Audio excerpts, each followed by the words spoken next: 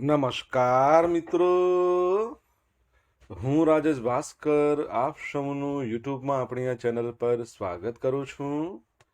મિત્રો, આજે આપણે તારીખ 28 એપ્રિલ 2025ના કેટલાક મોસ્ટ ઇમ્પોર્ટન્ટ કરંટ અફેર અને અગાઉની પરીક્ષામાં પૂછાયેલા કેટલાક ઇમ્પોર્ટન્ટ પ્રશ્નો વિશે ડિટેલમાં ચર્ચા કરીશું, જે આપને આવનારી પરીક્ષા માટે ખૂબ જ ઉપયોગી સાબિત થશે.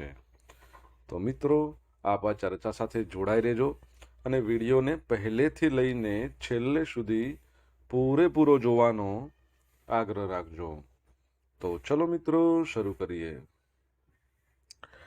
શરૂઆત કરતા પહેલા જણાવી દઉં કે જો તમારે આપણી આ યુટ્યુબ ચેનલને સબસ્ક્રાઇબ કરવાનું બાકી હોય તો ચેનલને સબસ્ક્રાઇબ કરજો, નોટિફિકેશન બેલ આઇકોનને પ્રેસ કરીને, અને જો તમને વિડીયો પસંદ આવે તો વિડીયોને લાઈક કરજો અને તમારા જેટલા પણ મિત્રો છે બધા મિત્રો જોડે આ વિડીયોની લિંકને શેર કરજો. તો શરૂઆત કરીએ. સૌ પ્રથમ જોઈશું અગાઉની પરીક્ષામાં પૂછાયેલા ભારતની ભૂગોળના પ્રશ્નો, જેના જવાબો તમારે મને કમેન્ટ બોક્સમાં લખીને જણાવવાના છે.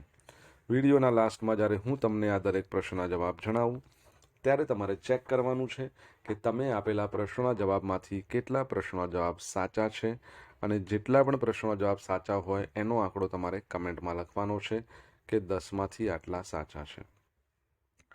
ડેઇલી જીકે ટેસ્ટમાં આપણે રોજ 10 પ્રશ્નો પૂછીએ છીએ, એમાંથી 5 પ્રશ્નો ભારતની ભૂગોળના છે. બાકીના જે 5 પ્રશ્નો છે એ ભારતના ઇતિહાસના પ્રશ્નો છે. તો તમે તમારા આન્સર આપોની છે કમેન્ટ બોક્સમાં, અને હું આજના કરંટ અફેરનો પ્રથમ પ્રશ્ન છે એને શરૂઆત કરું છું. પ્રથમ પ્રશ્ન છે, તાજેતરમાં કોના હસ્તે નવીન આઈ ખેડૂત 2.0 પોર્ટલનો ગાંધીનગર ખાતેથી શુભારંભ કરાવવામાં આવ્યો છે? તો જવાબ આવશે આપણા જે ગુજરાતના જે ખેડૂત મંત્રી એટલે કે કૃષિ મંત્રી છે, ગુજરાતના કૃષિ મંત્રી છે રાઘવજીભાઈ પટેલ, એમના હસ્તે.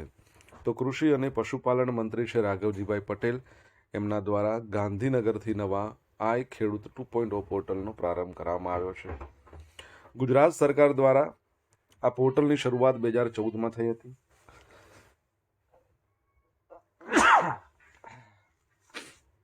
ગુજરાત સરકાર દ્વારા વર્ષ 2014માં શરૂ કરવામાં આવેલ આઈ ખેડૂત પોર્ટલ એક મજબૂત શાસન પ્રણાલીનું શ્રેષ્ઠ ઉદાહરણ છે. તો આઈ ખેડૂત એ વખતે પોર્ટલ 1.0 હતું, અત્યારે 2.0 છે. આઈ ખેડૂત પોર્ટલ શરૂ થયું ત્યારથી અત્યાર સુધીમાં 41 લાખથી વધુ ખેડૂતોએ કુલ 7,670 કરોડથી વધુ યોજનાકીય લાભો આઈ ખેડૂત પોર્ટલ મારફતે મેળવ્યા છે.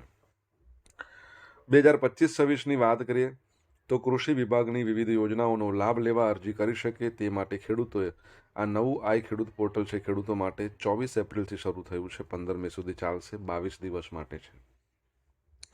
વધુમાં વધુ ખેડૂતોને યોજના સહાય મળે એ માટે હવેથી નવા પોર્ટલ પર અરજીઓ મેળવવાની અંતિમ તારીખ પછી જિલ્લા તાલુકા સ્તરે બધી અરજીઓ એકત્રિત કરી પ્રાથમિકતા યાદી તૈયાર કરવામાં આવશે અને પૂર્વ મંજૂરી આપવામાં આવશે. ખેડૂતોની વાત થઈ છે, તમને ખબર હોવું જોઈએ કે આપણા કેન્દ્રીય કૃષિ મંત્રી છે, જેમનું નામ છે શિવરાજસિંહ ચૌહાણ, અને ગુજરાતમાં નહીં ભારતમાં કિસાન દિવસ આપણે ક્યારે મનાવીએ છીએ તમારે કહેવાનું છે, ચૌધરી ચરણસિંહનો જન્મદિવસ છે, જેમને જેઓ આપણા ભારતના પૂર્વ વડાપ્રધાન રહી ચૂક્યા હતા. ગયા વર્ષે એમને ભારત રત્ન મળ્યો હતો અને તેમણે લોકસભાના એક પણ સત્રનો સામનો કર્યો ન હતો. દર વર્ષે કાર્યસ્થળ પર સલામતી અને આરોગ્ય માટેનો વિશ્વ દિવસ ક્યારે ઉજવવામાં આવે છે? તો 28 એપ્રિલ એટલે કે આજનો દિવસ. તો દરરોજ મોટાભાગના લોકોને કોઈને કોઈ સંસ્થામાં પૈસા કમાવા માટે કાર્ય કરે છે. કાર્યસ્થળ પર તંદુરસ્ત ધોરણો જાળવવાનું મહત્વપૂર્ણ છે, જેથી કોઈ પણ પ્રકારની દુર્ઘટના, કામને લગતી ઈજાઓ છે એનાથી બચી શકાય. હવે આના વિશે લોકોમાં જાગૃતિ લાવવા કાર્યસ્થળ પર સલામતી અને આરોગ્ય માટેનો વિશ્વ દિવસ ઉજવવામાં આવે છે. આ દિવસ ઉજવવાનો મુખ્ય ઉદ્દેશ છે કે સમસ્યાઓની તીવ્રતા પર આંતરરાષ્ટ્રીય ધ્યાન કેન્દ્રિત કરવું, તંદુરસ્ત કાર્ય સંસ્કૃતિને પ્રોત્સાહન આપવાનું કે જેથી કાર્ય સાથે સંબંધિત અનેક વૃત્તિઓની ઈજાઓને ઘટાડી શકાય. 2003માં આંતરરાષ્ટ્રીય લેબર ઓર્ગેનાઇઝેશને કામ પર અકસ્માતો અને રોગોની રોકથામ પર ભાર મૂકવા માટે વિશ્વ દિવસની ઉજવણી કરવાનું શરૂ કર્યું હતું. જો આંતરરાષ્ટ્રીય લેબર ઓર્ગેનાઇઝેશન, તમને ખબર છે, એના દ્વારા મજૂર દિવસ મનાવવામાં આવે છે. આંતરરાષ્ટ્રીય મજૂર દિવસ કઈ તારીખે તમારે કહેવાનું છે. આ વર્ષની થીમ છે revolutionising health and safety, the role of AI and digitisation at work. કામદારો માટે આંતરરાષ્ટ્રીય સ્મૃતિ દિવસ એ પણ 28મી એપ્રિલના રોજ મનાવવામાં આવે છે. મજૂર અને ઇજાગ્રસ્ત કામદારો માટે આંતરરાષ્ટ્રીય સ્મૃતિ દિવસ તરીકે ઓળખાતા મજૂરોનો મેમોરિયલ દિવસ દર વર્ષે 28 એપ્રિલના રોજ આવે છે. ઇન્ટરનેશનલ ટ્રેડ યુનિયન કોન્ફેડરેશન દ્વારા 1996થી આ દિવસ વિશ્વભરમાં ઉજવવામાં આવે છે. આનો હેતુ કામ પરની ઘટના અથવા તો કામ દ્વારા થતી અને રોગોથી માર્યા ગયેલા કામદારોને યાદ કરવાનો છે. અને આ તારીખે વિશ્વવ્યાપી એકત્રીકરણ અને જનજાગૃતિ અભિયાનનું આયોજન કરીને વ્યાવસાયિક અકસ્માતો અને રોગોના ભોગ બનેલા લોકોનું સન્માન કરે છે. અહીંથી એક તમારા માટે પ્રશ્ન છે સ્મૃતિ પરથી. પોલીસ સ્મૃતિ દિવસ ક્યારે મનાવવામાં આવે છે? જો તમને ખબર હોય તો તમે કમેન્ટ બોક્સમાં લખીને જણાવી શકો છો. પોષણ ટ્રેકર એપ્લિકેશનને જાહેર વહીવટમાં શ્રેષ્ઠતા માટે પ્રધાનમંત્રી પુરસ્કાર મહિલા અને બાળ વિકાસ મંત્રાલય દ્વારા વિકસાવવામાં આવેલી છે. શું છે? પોષણ ટ્રેકર એપ્લિકેશન. એને નવીનતા કેન્દ્ર શ્રેણી હેઠળ કઈ નવીનતા કેન્દ્ર શ્રેણી હેઠળ જાહેર વહીવટમાં શ્રેષ્ઠતા માટે પ્રધાનમંત્રી પુરસ્કાર 2024 એનાયત કરવામાં આવ્યો છે. અને આ માન્યતા 21 એપ્રિલ 2025ના રોજ નવી દિલ્હીમાં આયોજિત 17મા સિવિલ સર્વિસીસ દિવસ દરમિયાન, તમને ખબર છે ને 21મી એપ્રિલને આપણે સિવિલ સર્વિસ દિવસ તરીકે ઉજવીએ છીએ, તો એ દરમિયાન જાહેર કરવામાં આવી હતી. મંત્રાલયો વતી સચિવ શ્રી અનિલ મલિક દ્વારા આ એવોર્ડ સ્વીકારવામાં આવ્યો હતો. મિશન સક્ષમ આંગણવાડી અને પોષણ 2.0 હેઠળ ટેક સંચાલિત ડેટા કેન્દ્રિત શાસન દ્વારા પોષણ પરિણામોને આગળ વધારવા માટે પોષણ ટ્રેકર એક આવશ્યક સાધન બની ગયું છે. પોષણની આપણે વાત કરીએ, તમને ખબર છે પોષણ સપ્તાહ 1થી 7 સપ્ટેમ્બરના રોજ દર વર્ષે ભારતમાં મનાવવામાં આવે છે. પોષણ માસની આપણે જો વાત કરીએ તો પોષણ માસ આખો સપ્ટેમ્બર મહિનો એટલે 1થી 30 સપ્ટેમ્બર, અને ગયા વર્ષે બંને 7મા નંબરના હતા. આ વખતે પોષણ પખવાડિયું છે એ પણ મનાવવામાં આવ્યું છે, એ પણ 7મા નંબરનું. પરંતુ પોષણ પખવાડિયું કયા મહિનામાં ક્યાંથી ક્યાં સુધી મનાવવામાં આવે છે તમારે જણાવવાનું છે. બરાબર છે? કમેન્ટ બોક્સમાં લખીને જો તમને આન્સર આવડતો હોય તો. મિત્રો, વિડીયો પસંદ આવ્યો હોય, ભણવાની મજા આવી હોય તો વિડીયોને લાઇક કરો, તમારા મિત્રો જોડે વિડીયોની લિંકને શેર કરો. આપણી બંને યુટ્યુબ ચેનલ રાજેશ ભાસ્કર 2ને સબસ્ક્રાઇબ કરો, નોટિફિકેશન બેલ આઇકોનને પ્રેસ કરીને. જો તમારે ડેલી કરંટ અફેરની પીડીએફ જોઈતી હોય તો આપણી ટેલિગ્રામ ચેનલ છે, જેની લિંક વિડીયોની ડિસ્ક્રિપ્શનમાં આપી છે, એને તમારે જોઈન કરવાની છે, એટલે કે જોઈન કરજો. અને ટેલિગ્રામ ચેનલ પર તમને ડેલી કરંટ અફેરની પીડીએફ તો મળશે જ, સાથે પોલ્સ પણ રમવા મળશે. તાજેતરમાં ટાઈમ્સ હાયર એજ્યુકેશનના એશિયા યુનિવર્સિટી રેન્કિંગ્સ 2025માં ભારતની શ્રેષ્ઠ યુનિવર્સિટી કઈ છે? તો IISc બેંગલુરુ. કઈ આવશે? ઇન્ડિયન ઇન્સ્ટિટ્યૂટ ઓફ સાયન્સ, જે બેંગલુરુમાં આવેલી છે.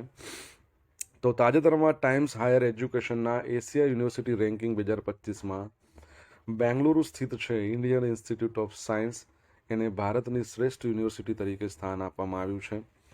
IISc બેંગલુરુ 65.2ના કુલ સ્કોર સાથે એશિયામાં 38મા નંબર પર છે. ચીનની સિંઘુઆ યુનિવર્સિટી છે, એ 93ના સ્કોર સાથે એશિયામાં ટોચની ક્રમાંકિત ઉચ્ચ શૈક્ષણિક સંસ્થા હતી. સિંઘુઆ યુનિવર્સિટી 2024માં પણ ટોચની ક્રમાંકિત એશિયન યુનિવર્સિટી હતી. ટાઈમ્સ હાયર એજ્યુકેશનના એશિયા યુનિવર્સિટી રેન્કિંગ 2025માં એશિયાના 35 દેશો અને પ્રદેશોમાંથી 853 યુનિવર્સિટીઓને ક્રમ આપવામાં આવ્યો છે. IISc બેંગલુરુની વાત કરીએ તો 1909માં એની સ્થાપના થઈ હતી. તમારે જણાવવાનું છે એના ડિરેક્ટરનું નામ શું છે. તમને ખ્યાલ છે recently ICAR, Indian council of agriculture research છે, એના ડિરેક્ટર જનરલ નવા આવ્યા માંગીલાલ જાટ. પરીક્ષાની દ્રષ્ટિએ બહુ અગત્યનો ટોપિક પ્રશ્ન છે, યાદ રાખજો. તાજેતરમાં કયા રાજ્યમાં બુદ્ધ ધમ્મ અને ઉત્તર પૂર્વ ભારતની સંસ્કૃતિ પર આંતરરાષ્ટ્રીય સંમેલનનું ઉદ્ઘાટન કરવામાં આવ્યું? તો જવાબ આવશે અરુણાચલ પ્રદેશ. તો અરુણાચલ પ્રદેશના જે નાયબ મુખ્યમંત્રી છે ચૌના મેને, અરુણાચલ પ્રદેશના મુખ્યમંત્રી છે એ તમને ખબર છે કોણ છે? કમેન્ટ બોક્સમાં લખો. તો ચૌના મેને અરુણાચલ પ્રદેશની નમસાઈમાં બુદ્ધ ધમ્મ અને ઉત્તર પૂર્વ ભારતની સંસ્કૃતિ એ થીમ પર આંતરરાષ્ટ્રીય સંમેલનનું ઉદ્ઘાટન કર્યું. આ 2 દિવસીય સંમેલનનું આયોજન આંતરરાષ્ટ્રીય બુદ્ધિસ્ટ ફેડરેશન દ્વારા ભારત સરકારના કેન્દ્રીય સંસ્કૃતિ મંત્રાલયના સહયોગથી કરવામાં આવ્યું હતું. પ્રથમ દિવસે ઐતિહાસિક સુસંગતતા, પ્રદેશની કલા સંસ્કૃતિ અને પડોશી દેશો પરના બુદ્ધ ધર્મના સાંસ્કૃતિક પ્રભાવ અને તેનાથી વિપરીત વિષયો પર 3 પેનલ ચર્ચાઓ યોજાઈ. બીજા દિવસે નમશાઈના પ્રખ્યાત ગોલ્ડન પેગોડા ખાતે વિપશ્યનાનો અભ્યાસ અને વિશ્વ શાંતિ માટે પ્રાર્થના કરવા સમર્પિત. વિપશ્યના એટલે કે ધ્યાનનો એક પ્રકાર છે. આ 2 દિવસીય પરિષદમાં ભારત અને કંબોડિયા, મ્યાનમાર, થાઈલેન્ડ, ભૂટાન સહિત અન્ય ઘણા દેશોના બૌદ્ધ સાધુઓ અને વિદ્વાનો ભાગ લઈ રહ્યા હતા. અરુણાચલ પ્રદેશ, બરાબર છે. અરુણાચલ પ્રદેશનું કેપિટલ ઈટાનગર છે. પ્રેમા ખાડુ એના સીએમ છે. મેં તમને પ્રશ્ન પૂછ્યો તો ને, વાંધો નહીં. કવલ્ય ત્રિવિક્રમ પટનાયક એના શું છે? ગવર્નર છે. અને હાઈકોર્ટ એની આવેલી છે આસામના ગુવાહાટીમાં. તમને ખબર હોય તો આપણી ત્રિસેના છે, આર્મી, નેવી અને એરફોર્સ દ્વારા રિસન્ટલી એક એક્સરસાઇઝ કરવામાં આવી અરુણાચલ પ્રદેશમાં. તમને ખ્યાલ હોય તો કમેન્ટ બોક્સમાં લખીને જણાવો. વર્લ્ડ ઇકોનોમિક ફોરમના ચેરમેન પદેથી ક્લાઉસ શ્વાબનું રાજીનામું. 1971માં જેની સ્થાપના કરવામાં આવી હતી વર્લ્ડ ઇકોનોમિક ફોરમ, કોણે કરી હતી? જર્મન અર્થશાસ્ત્રી અને એન્જિનિયર ક્લાઉસ શ્વાબ. જીનેવા સ્થિત સંસ્થાના ચેરમેન અને બોર્ડ સભ્ય તરીકે રાજીનામું. ચલો, આનું હેડક્વાર્ટર જીનેવામાં કઈ જગ્યાએ આવેલું છે? જીનેવા પ્રાંતમાં. કમેન્ટ બોક્સમાં લખીને જણાવો. 87 વર્ષના શ્વાબ વાર્ષિક દાવોસ સમિટના લાંબા સમયથી ચેરમેન હતા, જ્યાં વૈશ્વિક રાજકીય અને વ્યવસાયિક ઉચ્ચ વર્ગના લોકો વૈશ્વિક આર્થિક, રાજકીય, સામાજિક વલણોની ચર્ચા કરવા માટે ભેગા થતા હતા. વર્લ્ડ ઇકોનોમિક ફોરમ હેડક્વાર્ટર તમારે જણાવવાનું છે કઈ જગ્યાએ આવેલું છે, જો તમને આવડતું હોય તો. સોશિયલ મીડિયાના માધ્યમથી તમે મારી જોડે કનેક્ટ રહી શકો છો. મારું ઇન્સ્ટા આઈડી છે rajesh.i.bhaskar. મારું ફેસબુક આઈડી છે RI ભાસ્કર. અને ટેલિગ્રામ ચેનલ છે આપણી, કઈ છે? રાજેશ ભાસ્કર, જેના પર તમને ડેલી કરંટ અફેરની PDF મળવાની છે. પોલ્સ પણ રમવા મળશે. જો તમને ભણવાની મજા આવી હોય તો વિડીયોને એક લાઇક કરો, તમારા મિત્રો જોડે વિડીયોની લિંકને શેર કરો. ચેનલ સબસ્ક્રાઇબ કરવાનું બાકી હોય તો સબસ્ક્રાઇબ કરો, નોટિફિકેશન બેલ આઇકોનને પ્રેસ કરીને. કેટલા લાખથી વધુની લક્ઝરી ચીજોની ખરીદી પર હવે 1% TCS tax collected at source ચૂકવવો પડશે. તો 10 લાખ. તો તાજેતરમાં 10 લાખથી વધુ કિંમતની લક્ઝરી ચીજોની ખરીદી પર 1% TCS ટેક્સ કલેક્ટેડ એક સોર્સ વસૂલવાનું CBDT દ્વારા નવું નોટિફિકેશન જારી કરવામાં આવ્યું છે. CBDT મને કોણ છે? એના ડિરેક્ટર જનરલ. કેન્દ્ર સરકારે જુલાઈ 2024ના બજેટમાં દરખાસ્ત કરી હતી અને 1 જાન્યુઆરી 2025થી લક્ઝરી પ્રોડક્ટની ખરીદી પર TCS લાગુ થવાનું જાહેર કર્યું હતું. 10 લાખથી અધિકની કિંમતની લક્ઝરી ચીજોની વાત કરીએ તો એમાં શું શું આવે?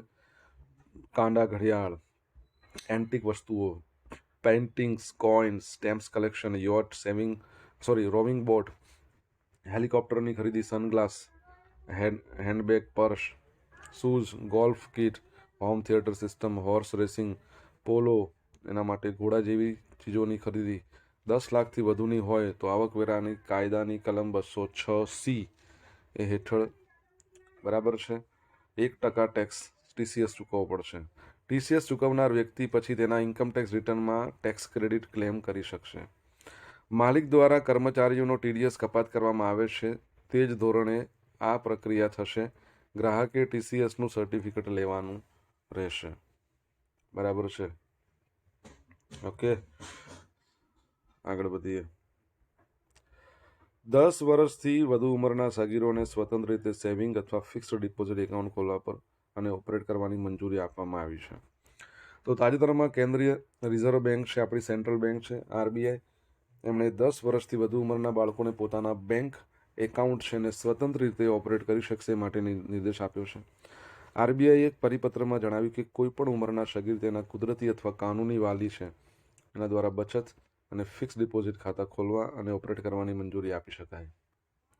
તેમણે તેમની માતાને વાલી રાખીને અથવા ખાતા ખોલવાની મંજૂરી પણ મળી શકે છે. Reserve Bank of India 1 April 1935માં એની સ્થાપના થઈ. 1937માં એનું હેડક્વાર્ટર મુંબઈ લાવી દીધું. હાલમાં એના ગવર્નર તમને બધાને ખબર છે, સંજય મલ્હોત્રા છે.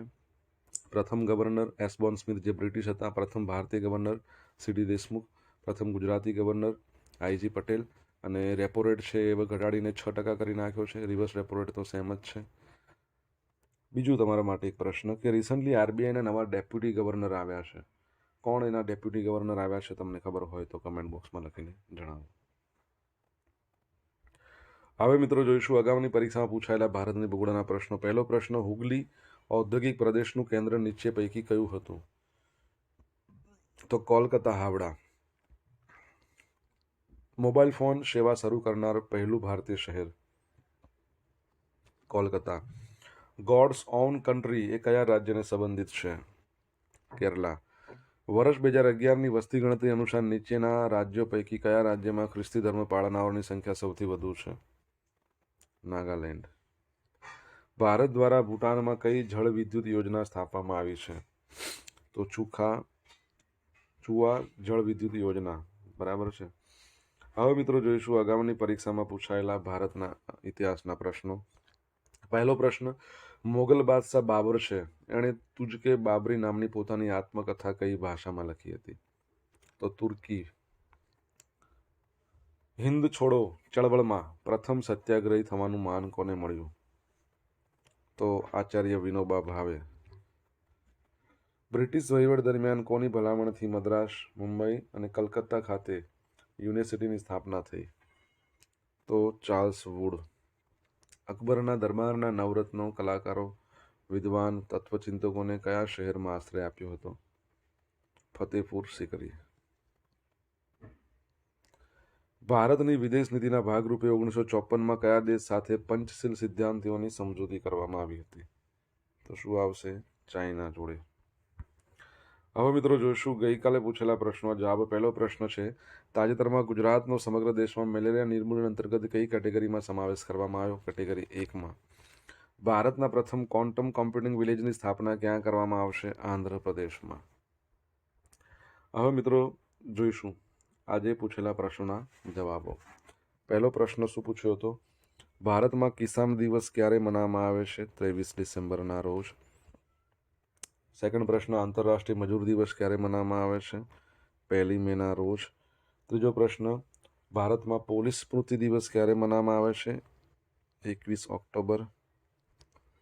ચોથો પ્રશ્ન, પોષણ પખવાડિયું ક્યાંથી ક્યાં સુધી મનાવવામાં આવ્યું? તો 8 થી 22 એપ્રિલ. બરાબર. અને પાંચમો પ્રશ્ન શું હતો? આઈઆઈએસસી બેંગલુરુના હાલના ડિરેક્ટર કોણ છે? તો યાદ રાખજો, ગોવિંદન રંગરાજન. છઠ્ઠા નંબરનો પ્રશ્ન, ભારતની ત્રિસેના એક્સરસાઇઝ યોજાઈ ગઈ અરુણાચલ પ્રદેશમાં. શું નામ હતું એનું? પ્રચંડ પ્રહાર. સાતમો પ્રશ્ન, વર્લ્ડ ઇકોનોમિક ફોરમનું હેડક્વાર્ટર કોલોની, સ્વિટ્ઝરલેન્ડમાં. આઠમા નંબરનો પ્રશ્ન શું હતો? સીબીડીટીના હાલના ચેરમેન કોણ છે? તો ડિરેક્ટર જનરલ કહો તો પણ ચાલશે, રવિ અગ્રવાલ. બરાબર. સીબીઆઈસીના કોણ છે? Central board of indirect taxes and custom. બરાબર છે. તમને આન્સર આવડે તો જવાબ જણાવો કમેન્ટમાં, હું નથી કહેવાનો. નવમા નંબરનો પ્રશ્ન, રિઝર્વ બેંક ઓફ ઇન્ડિયાના ડેપ્યુટી ગવર્નર રિસન્ટલી બન્યા છે. શું નામ છે એમનું? પૂનમ ગુપ્તા. અહીંથી મને યાદ આવ્યું કે આપણા જે વડાપ્રધાન છે,